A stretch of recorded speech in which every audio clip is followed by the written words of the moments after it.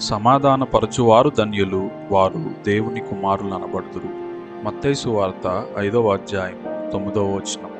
ఈ ధన్యతలో ప్రాముఖ్యమైన పదము సమాధానపరచువారు. ఈ పదానికి గ్రీకు భాషలో అరేనపోయాస్ అనే పదాన్ని వాడారు.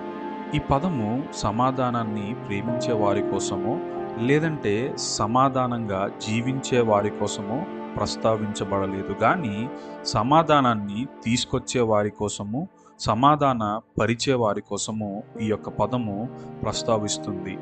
ఈ ధన్యత యొక్క పరిపూర్ణ అర్థం ఏమిటంటే, ఎవరైతే మనుష్యుల మధ్య సమాధానాన్ని తీసుకొని వస్తారో వారు ధన్యులు.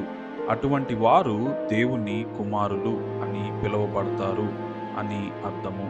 ఈ మాటలను వింటున్న నీవు నివసిస్తున్న ప్రాంతములో, నీవు పనిచేస్తున్న ప్రదేశములో, నీ చుట్టూ ఉన్న స్నేహితుల మధ్యలో, నీ దగ్గర ఉన్న బంధువుల మధ్యలో, నీ ఇరుగు పొరుగు వారి మధ్యలో, అలాగే నీవు వెళ్తున్న సంఘములో నీ సాక్ష్య జీవితం ఎలా ఉంది? ఇబ్బంది గొడవలు పెట్టే విధంగా ఉందా, లేదంటే సమాధాన పరిచే విధంగా ఉందా?